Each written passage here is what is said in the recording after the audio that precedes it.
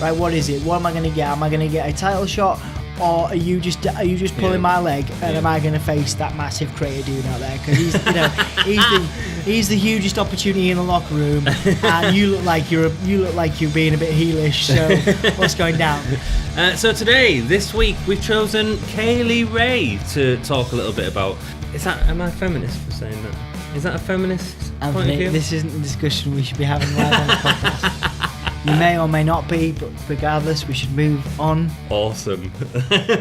Hello, and a very warm welcome back to the Gimme a Whole Year Wrestling podcast. My name is Dom, with the shirt on. And I am also with his shirt on. Congratulations. Yeah, but mine... He was debating not doing the... Yeah, I was going to just be shirtless, but I think, I saved you all from that one. What are we looking at today, dude? We're looking at the second episode of World of Sport. From Saturday the 4th of August. Saturday, they were chanting it this week, man, instead of WOS, as they keep pushing it. It was a big thing for you the other week. You were like, oh, it's going to be terrible. It wasn't terrible, but it wasn't good either. It wasn't like, it's better than... What, the chant or the... OS. Oh, man. I mean, I'd prefer that. That would be funnier. But it would be quite... Yeah. Was. Yeah. That sounds if me more and you British. go there for some filming, can we just go was. So this is the second episode. Wazzock.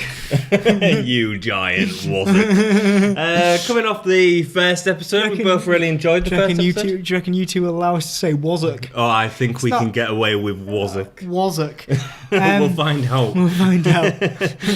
Jack McMorrow has been posting a lot about the world of sport. Obviously, Jack. Keeping up with it. Yeah, thanks for all your support, man. Man, Jack's an great old friend work. of mine, and really appreciate your comments and stuff, man. It's really cool. He posted on our Facebook, why was the world of sport Minitron bigger than the ring? It was, but the ring's also probably bigger than the ramp. It's filmed in a very small venue, isn't it? Yeah, it sort of looks like it's done, Media City, Manchester, tiny studio. Well, it's not, is it? It's done somewhere else, but yeah. Oh, was it? It's not in Media City. It's not in Salford. I keep thinking, wasn't that the original one? Was the original? I think maybe so. Yeah, it was the template, the pilot. Yes, the one that was done at New Year last year. It'd be nice to think it was done in Manchester, though. So yeah, if you're enjoying the show, please give us a comment and stuff on Facebook, and we'll quite happily choose a couple to read out every week. And let us know what you thought of it. And it's nice that British wrestling is still going. I think overall it was quite good. You mean Stu Bennett wrestling? Oh man, there was a few problems with the show, but like British wrestling we might as well just rename it. Wade Barrett. I've got some bad news. Well, it started off with highlights from last week's events, and then coming up with a couple of bits that were happening this week's. It was really well edited. Yeah, it's a shame about the rest of the show. Yeah, I do like some of the editing and the colours that they use in the this little promo was cool, in the man. Replays, they're really cool. Man. Yeah. But we'll go into the problems with the editing as we sort of go through, really. Stu Bennett starts off with an announcement. He's talking about how proud he is of Rampage, and he enjoyed last week's title match, and he talks about 3 ladies who will fight for the Women's Championship for the first time. He then introduces the championship celebration. Rampage comes out with Shah Samuels and CJ Banks. What's with the weird, Shah Samuels is, because he actually might watch this, I suppose. I don't get it. I don't get his gimmick. I don't get his look. I don't want to be, obviously some people don't get my look or my gimmick, What's your gimmick? My gimmick is just to be better than you. Oh, you are so failing at that gimmick. But I just don't understand I don't understand his appeal. People seem to really like him. What I didn't like about this moment is Shah Samuels. I enjoyed him in the promo, ring. But no, that was my issue. He takes the mic, and instead of getting to know Rampage, our champion, a little better, we get to see it more from Sha Samuels, who's the only one that says stuff and states that no one has the minerals to fight Rampage, which, you know, is staying at 5 p.m. time shot.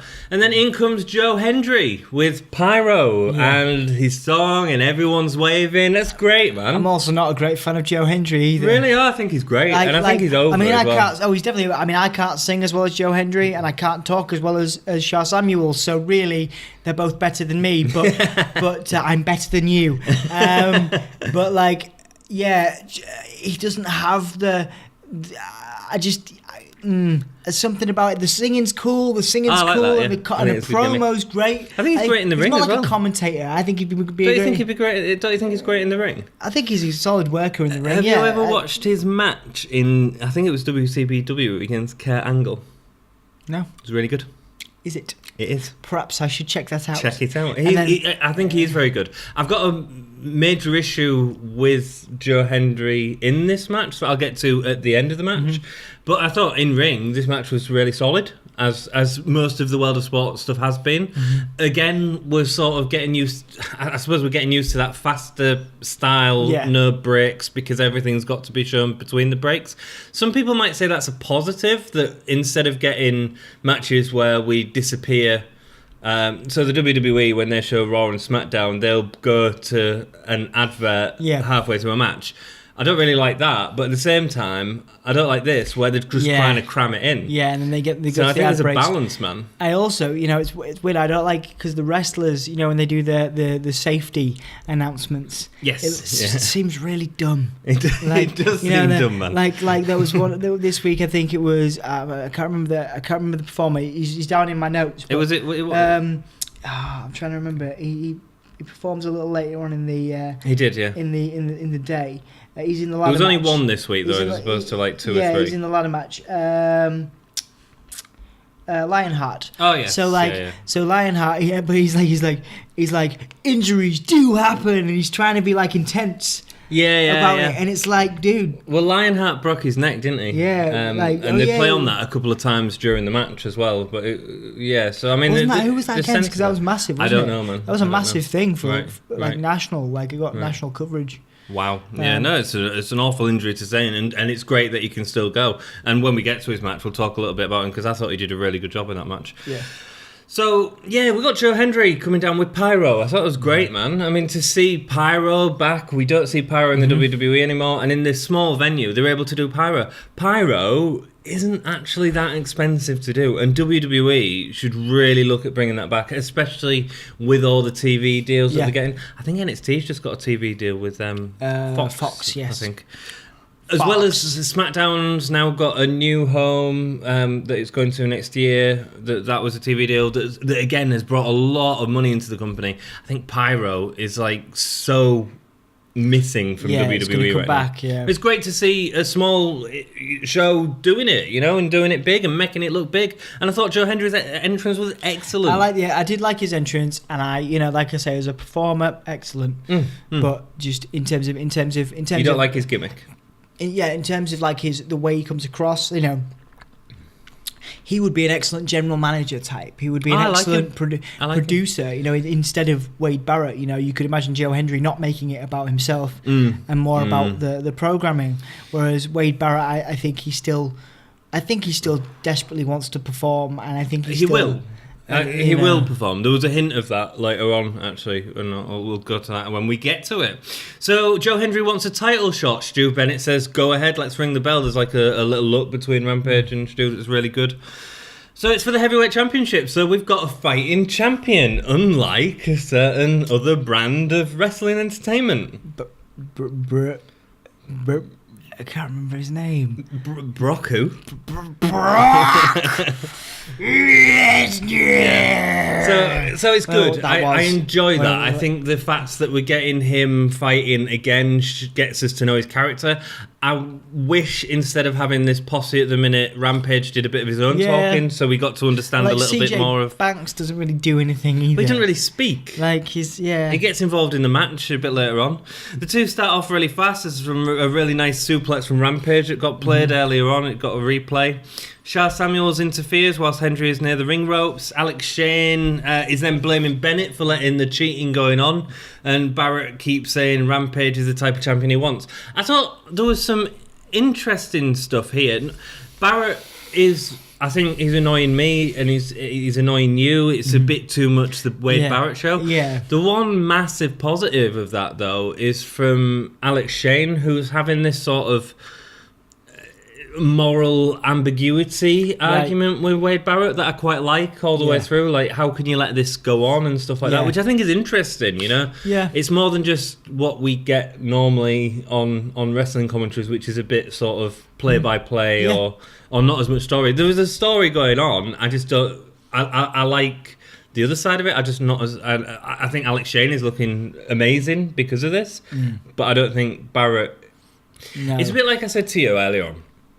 If during that whole like Stephanie McMahon Triple H authority angle where there was on Raw every week for a 30-minute segment at the start of the show, right? It was a little bit over the top. Can you imagine if during that, instead of disappearing for the rest of the show, Stephanie McMahon and Triple H went on commentary? It'd be very odd. It'd be really annoying. Way too people much, would lose. man. People would really lose interest. And I think that's the problem. By getting so much of Barrett and this constant storyline, we're missing the impact of it from being these moments where he comes out and says what needs to be said. Yeah, he's an amazing star, Stu Bennett. Yeah, we all know him, big star, great. But they're pushing him too much ahead of the wrestling at the minute, in my opinion. I think that I think he is the lead. You know, they've kind of he's like the Triple H, isn't he? Yeah, and he needs to be more but he's a Triple H that's on commentary all the time. You know. Yeah. He needs to be a bit more like a Vince McMahon type character. He needs to come down where it's important. Yeah. And say, and I don't mind seeing him every show, that's fine. But at the same time, just have it as an important thing and then step back as opposed to a constant. Some solid wrestling all the way through this match, but it was so fastly edited. So I talked earlier about the trailery type thing that was shown at the start of the show. Yeah. The matches, the editing is so fast at times, and it's not just audience shots. So, those audience shots you bring up, they're all way too many audience they're all in quick succession as well. Yeah, we noticed that they do an audience shot, and then like they'll cut back to the match, and then they'll cut to another audience. Like, but part of that is because it's a 5 o'clock show and they can't show the impact of moves, which I respect. It's especially prevalent in the ladder match later on. I do respect that. That's fine. And it's like when we was watching Sunday Night Heat at 4 o'clock in Britain back in 1990, 2000, and it was the same thing. There was cut into crowd shots instead of the chair shots and the blood because they have to censor it for thingy. Yeah. I do get that. But at the same point, I wish that World of Sport or ITV in particular would give World of Sport an opportunity to put on the full show for us wrestling fans as opposed to... And so you have, you know... World of Sport X-rated or whatever they want to call it, which would get people watching, right? It doesn't have to be X-rated. All it has to be is with the chair shots in, with all these audience shots taken out. And was X-rated. Was X. Was X, yeah. But no, and I think if they had an extra show, and even if it was just an online thing, I mean, they have been doing a lot of stuff on social media. I saw something with Grado that was really interesting on social media. But I think they need to realise that the first show was such a success. Yes. I mean, it had 1.3 million viewers, I think, which is massive. I mean, that's for British for a new British wrestling show. I don't think WWE has ever made them numbers in Britain. Well, that's good news, isn't it? Which is massive, and that's what happens when we have this show on at this time on a free TV show, and also, you know, with the family catering for the family vibe, and that's fine. But at the same time, I think you can give us an extra show or something that it doesn't go on ITV, it goes on ITV2, Yeah. which is the same thing they do with X Factor. And I'm probably going to say this every week, but in that show, you have more backstage interviews, you have more character development, as opposed to the showcase and the family that is that first, the 45 minutes that we get. Some solid wrestling. It's hard to keep up with. Rampage locks on a sleeper hold, but Hendry slams Rampage to escape it. Hendry does dominate this, I think, for the early going. He did, I think they're trying to build him up as a solid face. I think it's for his feud with Kirby. They need a new title as well. I think they need a second title for mid card guys. But would there be enough time to show it? That's true. You're right. You know, I mean, it's a bit like WWE. I don't think you always need a title. If you look at Tommaso Ciampa and Gargano, that never needed a title, and they invested just as much time as they would in it, and that's what it needs, time to invest in anything. That's a good point. I think I'm really looking forward to going forward with Kirby and Hendry. The pace these guys are working at is great. There's really no slouching. There's no sort of laying on the mat and waiting. It's nice. Talent to them, you know, great. I think there's times where they need that, where they need to slow it down to bring in a bit more drama into the match. But from the performance point of view, they're going like full throttle, and that's great to see. Joe Hendry locks on an ankle lock, or Hendry lock, that he learned from being in the ring by a certain Olympic champion. Obviously, that was referring, but never actually said the name, of Kurt Angle and the time that he faced him in WCPW. It was a good match. Go check it out. Hendry gets distracted by CJ Banks when the ankle lock is locked in to get caught out by Rampage Spike DDT. That DDT looks good. It didn't look as good this week as it did the week before. I do love that DDT. It's a good DDT, man. I have a lot of time for that. A good opener. Not wasting any time on setting up the championship reign of Rampage. And I think that that's really important. I was quite surprised during the entire match to not really have much of a mention of Kirby. I thought Kirby coming down in this match might have been an interesting thing to continue the feud of Kirby and Hendry, which we're moving into next week, as the trailer said.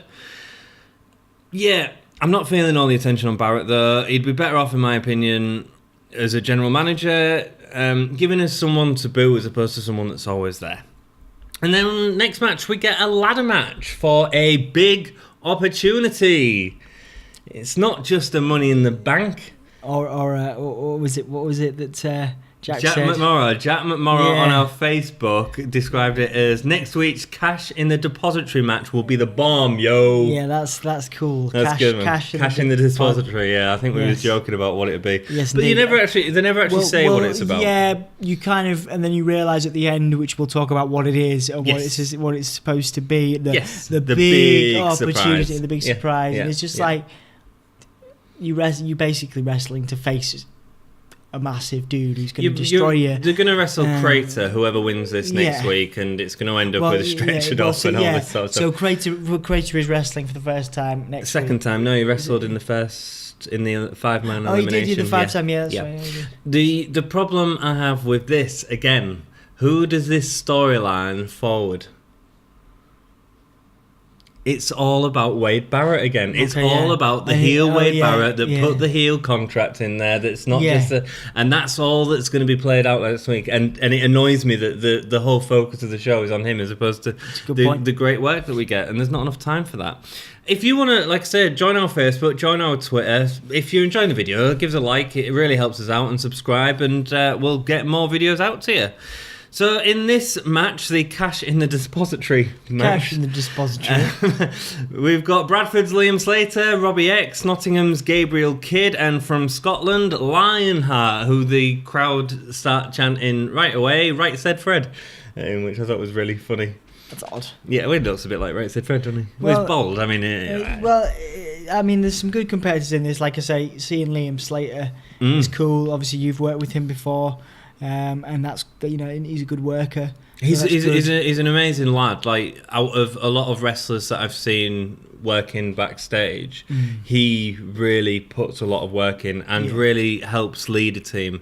He's he's one. I'm so pleased that he's got this opportunity on ITV, and I thought he did a wonderful job. He was best performer. I mean, I think he was probably the best. I think performer some of the more show. work needs to be done on some of these guys' attires and their Robby gimmick. X. Yeah, I didn't like that. Yeah, you see, Robby X was the best performer for me, but the gimmick, the whole mask thing with the beard, nah. It doesn't work for me. I don't mind the mask. I don't mind the luchador thing. That's fine. My problem is it looks a bit cheap. And I think they're trying to do an El Ligero. Now Ligero's not there anymore, and he's gone off to WWE NXT. They're trying to do that, and it's a little odd. I thought it was a real shame that none of these lads got entrances on the programme to build up a bit of character and to give us a bit of introduction. Maybe that would have rounded out Robby X's character a bit more, but it didn't, unfortunately. Robbie and Gabriel Kid start off in the ring. Alex Shane was comparing Robby X to David Blaine, the magician. I think Paul Daniels or something. Some of those manoeuvres, like some of the stuff he does, there's a cool moment where there's like some suplexing off the ladder and stuff, and like different moonsaults that he does, and I'm like, I want Alex Shane every episode to compare someone to a different magician. He did Harry Potter and Gandalf last week, and then this week he's doing David Blaine and Paul Daniels. I imagine that's a thing. I bet it's that's hilarious, man. It was funny. I really like it. Lionheart gets a really amazing drop kick in the ring. It felt so fast and but the problem is there's quite a lot of audience shots during the match, which gets frustrating. Lionheart gets the ladder into the ring, fighting off with us so that he can set up the ladder. It ends up laid against a turnbuckle, and he gets slingshot into it. The cameras don't show the connection again. That's sort of editing out. They should really have a second show, man. Slater traps Lionheart in the turnbuckle with the ladder before running up the ladder and suplexing Robby X, who's on top of the turnbuckle, off the ladder, just narrowly missing the ladder. That was a really nice spot, wasn't it? A really nice spot. Slater climbs the ladder, but Gabriel Kid brings him down. When Kid climbs the ladder, Slater tries to stop him. There's a nice the elbow drop that he gives him an elbow drop off the ladder. Yeah, it was really neat, really nice connection, really well sold by Slater as well. Then Robby X gets on top of the ladder and does a moonsault off the second to top rung of the ladder before delivering an awesome springboard stunner. Nice to see so many stunners, actually. We saw the RKO, basically, from Grado last week, and now we're seeing a springboard stunner. Great, man. It was just the Grado cutter, wasn't it? Yeah. Robby X gets his hands on the briefcase, but it's pushed off of it by Lionheart and gets hung up on the ropes. Leon Slater gets the second ladder, which stops Lionheart from climbing the ladder. He sets the ladder up next to him and gets rock bottomed off the ladder. They reference always the most highest paid actor in Hollywood. Alex Shane, it was it's like it's The Rock, the move that was made famous by the highest paid actor in Hollywood, not the wrestler from WWE. It was the highest paid actor in Hollywood. Gabriel Kid pushes Lionheart off the ladder and wins the briefcase. Gabriel Kid won. I was really surprised, man. Yeah. I mean, out of everyone that I thought would win this match, Lionheart would make a good heel for winning. Slater's like the white heat baby face kind of, you know what I mean? But can you imagine Slater versus Crater? That'd be great. Yeah, that'd be great. Slater would do so well at that. Yeah, because he'd be the underdog, and people want to go. Robby X, again, probably the best in-ring performer of the four, but his gimmick just doesn't do anything for me. Like it's one-dimensional at the minute, and it needs fleshing out a lot. Do you believe the huge opportunity thing as well? Like, he's got a huge opportunity. Like, if I was going to go into that match, I'd be like, right, dude, what's the huge opportunity? You keep telling me it's a huge opportunity, right? What is it? What am I going to get? Am I going to get a title shot, or are you just pulling my leg? And am I going to face that massive crater dude out there? Because he's he's the hugest opportunity in the locker room, and you look like you're being a bit heelish. So what's going down? Yeah, like, I wouldn't compete in a match to face it, like a huge opportunity. I'd be like, hey mate, what's going on? But I don't think it was, even though we know that we speculate strongly it's going to be Gabriel Kid versus Crater. Well, it is because because at the end of the show you see the back of Crater's head walking out and then a stretcher. Wouldn't that match be so much better if it was Slater or Robby X? In my opinion, I think that they could do more with it. Yeah. In my opinion. I just don't think Gabriel Kid had much of a showing in this match. Maybe that's the point. Maybe Gabriel Kid gets stretched off. Just gets destroyed and that's it. And then we move on to Slater or something like that. Yeah, that'd be interesting.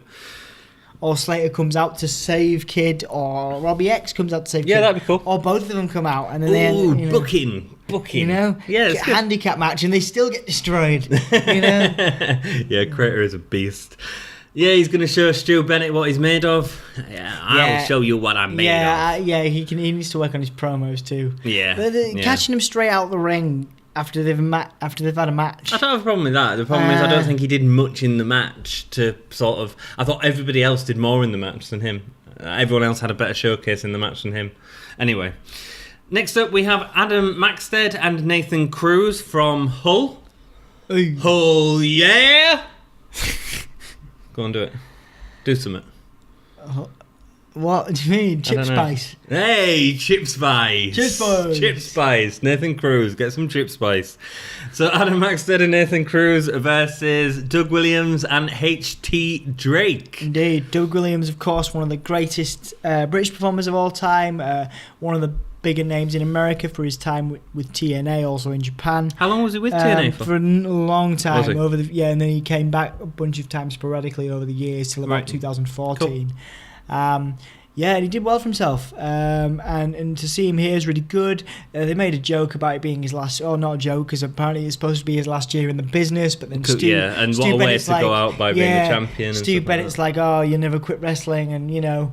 Well, that was the hint, I think, about a British wrestler never really quits wrestling or something, he said. Right. And I think that was the hint there, that Stu Bennett at some point, whether it's in this season, but I don't think it will be, I think it'll be in next season, Stu Bennett will be the one going for the title, so I think we'll get Stu Bennett back in the ring, which should be good.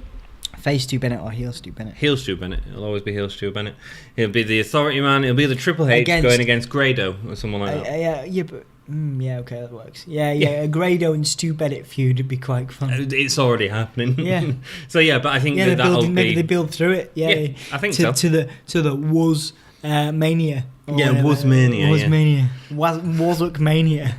Wasuk Mania. We should put that on a t-shirt. Just World of Sport is good. World of Sport. Wasuk.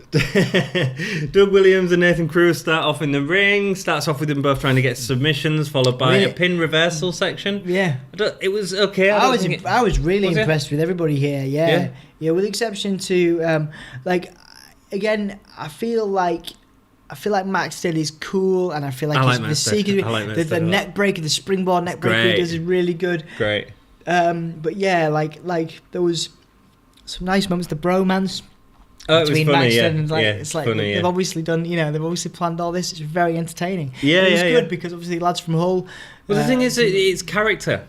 I mean, that's the important thing. It didn't feel like Williams and Hitchy Drake had much chemistry together, but these guys had a lot of character in the ring, and you feel that they're a tag team. I think that Drake was, they were making a big deal of him having the opportunity to team with Doug Williams, who is more like a William Regal type character performer. So it's good to see. We'd be very interested to see what they do with Doug Williams going forward as well. I just thought the Doug Williams and Nathan Cruz pin reversal section at the start was a little bit sloppy. I don't think it played off as well as the hoped. But the rest of the match was really good. They kept selling Doug's veteran status, putting off the new guys, and he did a great job. I tell you what, Maxted is a great seller, man. He can really sell. Yeah, he's a great performer. Yeah. I genuinely, I feel like this is the team to go and win it, and I feel like they should win it. I think it'd be good to see them that happen. I think they'll win it. Yeah, I think that'd be great. I think it'd be good exposure as well for World of Sport to have someone from Love Island win as well. Yeah. But not only that, they keep going on about Love Island. I'm pretty sure he's a super talented wrestler. I'm pretty sure that's their thinking, isn't it? They're I think it's almost written, done. They're talking about Love Island. Imagine the press that they would get. In national papers, probably internationally, having a Love Island. But that's not to detract, and it annoys me a little bit how much to go. But I understand why they're doing it. Yeah, I've heard different people praise SoCal Val's funny commentary, but for me, I'm like, it just got handsome in here. It's like. It's a bit like Steve Bennett. You should do a commentary of our podcast because it's mighty handsome with me on this brick wall. Shut up. You Wazzock. I feel like, I don't know, man. Like, I feel like, again, being out there in front of all those people, as I know it's not live, but being out there, it's difficult. And I feel like she's not really coming to her own as a performer, but equally, Stu Bennett's constant referral to... It's a Stu Bennett show. Stu Bennett's constant referral to women's wrestling and to obviously I love that. I love women's wrestling, but in terms of like his constant referral to like these women can do just as well as the men. It's like obviously. We'll talk about that when we get to the women's match because the commentary is lacking, with exception to not that we are in the back pocket of Alex Shane at all.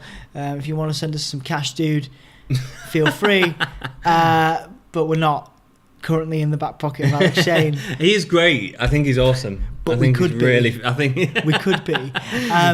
I think he's great. I think he's great. I think he's really good. Yeah, he's the best bit about the commentary. I think he is. Yeah. Do you know what? I prefer him to Nigel McGuinness. Yeah. I do. Wait, no, I don't. I think he'd be great on. I prefer Nigel McGuinness. Do you? Yeah. No, I don't. But cool. Like I say, if he wants to donate to Patreon, maybe maybe a few £100 a week, we could do quite a lot with that, and I could easily be persuaded otherwise. Maxted gets in against HT Drake, and the match speeds up a little bit at this point. Like I say, I just felt a little bit clumsy between Doug and Nathan, but only at the start of the match. Maxted selling was great. Cruz hits Drake whilst the ref's head's turned away. Nathan shows his strength at one point, lifting Drake onto the top rope before dropping him straight to the mat. Really looks strong, man, Nathan Cruz. I really do like him. Drake goes for the pin, but Cruz takes out Doug's legs before the tag is made. Really nice heel spot. Good camera work as well on the outside of the ring. When Doug gets in, he dominates both Cruz and Maxted, but both work together, meaning that he can't get the pin on them. Codebreaker from Cruz onto HT Drake looked amazing. And another problem, the cameras sort of missed it. It was sort of in the side of one of the cameras. There's a couple of moments where, the camera's cut away and you're like, there's some good action going on. It was one of them, do you know like WWE Codebreakers where it's like the bounce all over the ring? This was like a Jericho New Japan Codebreaker where it's like down and thlup and it feels like really aggressive. It was great. He did a really good job. Maxted does the awesome neckbreaker off the top rope, the spinning neckbreaker. I love it. Yeah, it's great. Was it a springboard? I'm sure it was a springboard. Yeah. Wasn't it? Yeah. No. It was off the. I think it was off the top rope. This one. Oh, off the top turnbuckle. Okay. Yeah, it was sweet. And leaving Cruz to get the pin. A good match. I'd like to see more tag team of Cruz and Maxted. I thought they had great chemistry and look forward to seeing what they're going to do in the future of the tournament. Doug Williams, I think, made him look like $1 million, and it was great to have that sort of wrestling heritage there. He's an incredible performer, absolutely. And I think that the match was slightly slower paced, and I don't mean that in a negative way. I think it gave it room to breathe at times, and I think that was really good. So the next match, before we go into the next match, if you've seen our Wrestling Rewind series, which is available on a playlist on YouTube, we review old WWE pay-per-views or WWF pay-per-views, and we always go, whenever we get a new person come on, we always like to go into the history of them and where they've sort of come from. And we're going to do the same in this series, but we're not going to do one for every person in every episode because the episode will go on for 3 hours. So this week, we've chosen Kaylie Ray to talk a little bit about. What I'll try and do. You're a big fan of Kaylie. Kaylie. Man, I like her. Yeah, I liked her in the Mae Young Classic. I thought. I was massively taken with Piper as it was, Piper Niven as she was in. The two are both great. NXT, but here, Viper, man, it was a crime she didn't win the title. I thought she was. Oh, really? Yeah. No, I'm perfect that she hasn't actually. But we'll talk about that after we've done the match.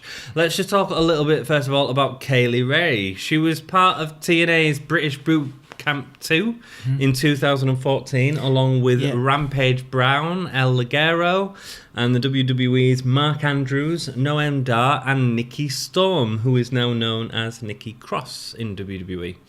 She's been wrestling for nearly 10 years, starting in 2009, and she wasn't interested in wrestling before this point. She actually became a wrestler because a boyfriend was into it and a boyfriend was training, so she joined in. She's had great success since. She's a known name across the indie circuits. What story as well. In terms of that, like getting and how you get into the industry. Yeah, it's great. But not only like so, she's won championships with various promotions. In 2015 and 16, she was in Pro Wrestling Illustrated's top 50 wrestlers of them years, ranking in like 36 and 28, which is really impressive. And that's how impressive her performances are. Yeah. She wrestling with promotions like Southside Wrestling Entertainment, Preston City Wrestling, and Premier British Wrestling, as well as WCPW. She was the women's champion briefly, I think, in there. And she had a long stint with ICW, the Scottish promotion. ICW is known as Insane Championship Wrestling. And they have some wicked pay-per-view games, man. I gotta watch more ICW. They're quite attitudey. I always associate them with IC because I know there was an ICP. Insane Clown Posse. Insane Clown Posse. They actually had a wrestling promotion. Yeah. I'm sure it was. Or was it Juggalo Championship Wrestling? That was it. I keep thinking Insane Championship Wrestling is the ICP thing, but it's actually Juggalo Championship Wrestling. Right. Cool, man. Cool. Anyway, sorry. No, it's all right. No, the Scottish wrestling promotion ICW. They have some great wrestling pay-per-view names. They've got like ICW Smells Like Teen Spirit and ICW Fear and Loathing, Summer Bam, and Tram Spotting. The Scottish Tram Spotting pay-per-view. Amazing. Awesome. She made national news as well after taking a really impressive bump onto Viper, who she had a feud within ICW, where she dived off the top of a balcony in an arena, and it's quite a big bump, and she sort of falls onto Viper and a load of the audience. Piper, sorry. Wow. Yeah, it's good, man. Really good. And that made national news, actually. The video was sort of circulated around. Wow. She'd also fight in TNA after appearing at the British Boot Camp, of course, teaming with Noam Dar against Rampage and Gail Kim. No way. Yeah, Rampage was in TNA as well. Good stuff. She's also made appearances in NXT in her first match where she lost against Nia Jax, and she was also one of the competitors in the Mae Young Classic, going out in the first round. I thought that was a massive loss because I think she's really talented. I think I can't remember. It was one of the Indian ladies that she lost to, but it sort of didn't really have an impact on the tournament. I think Kaylie Ray's got really good little promo skills, and I think she's a real talent in the ring. And I think they could have done a lot more with her in that tournament. Yeah. I think WWE are very unlucky. I think they should have signed her to the NXT UK as one of the first. She's a real talent, and that's why World of Sport have put her as champion because she is very good. Yeah. I bet they regret that in the future.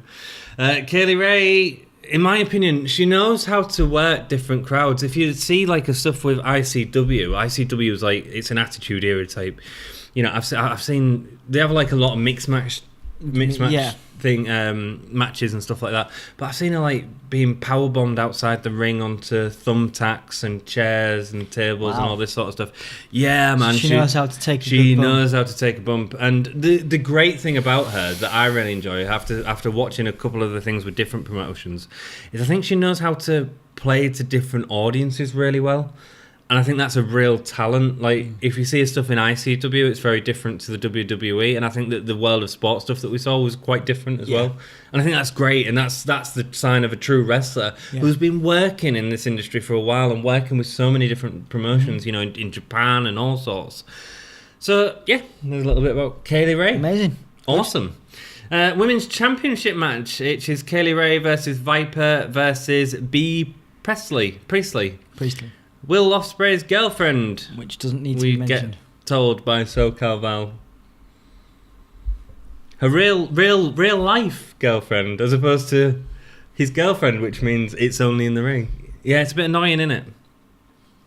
It doesn't need to be told. No, I agree. So what do we automatically now, because everyone loves everyone has a time for Ospreay. Yeah. Like, do we automatically have to love B Priestley? Yep. And it feels like a bit like, they're trying to sell B based on her partner, which shouldn't be needed, and that's women's wrestling. It's better than men's wrestling, and but that's the rubbish part. They are more. I think that I have enjoyed the women's match way more than any of the men's matches so far. But the problem is they're saying this women's evolution and that women are great and blah blah blah. I mean, these basically where the sport is going off the back of the WWE thing. Yeah, it is piggybacking off the WWE, and that's fine. But when you start saying this is Bea Priestley, who's girlfriend to Will Ospreay, you're not saying that women's wrestling is any better. You're selling her based on... Last week, when Will Ospreay come out, there was no mention of him being the boyfriend of Bea Priestley, was there? No. And that's the disconnect between this women's evolution and revolution and the reality of it. The women just they can speak for themselves, and they don't need that at all. That really annoyed me, and I know it annoyed you. Really annoyed me. If you want to stand yourself against WWE, which is the most accessible product, even TNA does. I mean, TNA doesn't do that. You know, it doesn't have a place in modern wrestling to have that separate. You know, obviously two different genders, whatever, or many different genders depending on your perspective. But there should be no separation. No, you're right, exactly. I mean, it's a bit like I understand why WWE are doing the Evolution pay-per-view. Well, yeah. I understand it because there was cut out of Saudi Arabia. Yeah, but equally, like I say, there is no, the women's performers in WWE stand on their own, and they deserve a pay-per-view of their own, and they could, if they wanted to, and if WWE wanted to, they could have an entire roster of great women's wrestlers. Here's my problem, Dom. I mean, so let's talk a little bit about women's wrestling, because we're on it now. The WWE are saying that this is an evolution, this is women standing by themselves. They still don't give them the time that they A, deserve, or B, need to tell the stories that they need to tell. Mm-hmm. And that's what really excites me about the Evolution pay-per-view, because they are going to have to start developing these storylines and giving them time. But they don't give them the time. Okay. It's easy for WWE to say, we give time for storylines, but you tell me which females have storylines in the WWE. Well, the biggest one right now, which I think is a strange storyline to put them in, would be Bayley and Sasha Banks, which has just been all over the place, which is based around them loving each other. It's based on a wonderful feud they had a while ago, but now it's just it's rehashing a load of rubbish. So name 5 women's storylines in the WWE right now. Well, that's my strongest one, and then obviously you've got Rousey and Rousey and Bliss, which coming up. is just about Ronda Rousey being Ronda Rousey. It's not a great storyline, is it? You've got there was talk of a feud between Nia Jax and Mickie James, but it's kind of a secondary. Has that even been on telly? It's a secondary. I don't think that's been on any of the YouTube. It's secondary to Jax. Sorry, secondary to Rousey and Bliss. Yeah. What I'm sort of saying is that they say they're giving all this time, and they say that it's a women's revolution or evolution or whatever they want to call it now, because I think we've moved past the revolution and now onto the evolution, if I get the terminology right. But they're still not giving them the time. Mm. You might see 2 female matches on Raw. How many male matches do you see? Yeah, it's not. Good point. It's not split fairly, and if it was, no. But the Sport isn't either. No, absolutely not. No, they needed, none of them are. They needed to do this week. It frustrates me that they're on the back of this tagline, and I get that they're giving more to women, which is great. Again, they're also piggybacking in the way that they're putting them in the main event. It's made a big deal that these women are in the main event. Why is it a big deal? These performers are incredible performers, and they deserve to be. Absolutely. In the, it shouldn't even. If we ran a promotion, the Gay Wrestling Association, GWA. The only women. No. Women and midgets. Anthony. What? Oh dear. Sorry, little man. Oh dear, little man. you wazzock. Just no. If we had the Gay Wrestling Association, GWA, Give Me a Whole Year Wrestling Association, I would just put wonderful performers, whatever gender they choose to prescribe to in the main event. Agreed. If they deserve to be there, they should be there. Yes. And I'm not even going to talk about it. I'm just going to be like, this is the main event. Awesome. Good. Go. Enjoy. Yeah. Enjoy. Go home smiling. Not even a thing. You know. Yeah. No, I agree. You know, I agree. That's how it should be. We're in 2018. These $1 billion. Well, WWE's $1 billion company. Well, the sport not close, but like. But ITV is. Still, yeah, exactly. Still, yeah. So, yeah, when World of Sport was originally airing, of course, female wrestling wasn't a thing, so they had no female wrestlers. So it's a standout moment in British wrestling history that these women are fighting on a British sport show, which is good. Mm-hmm.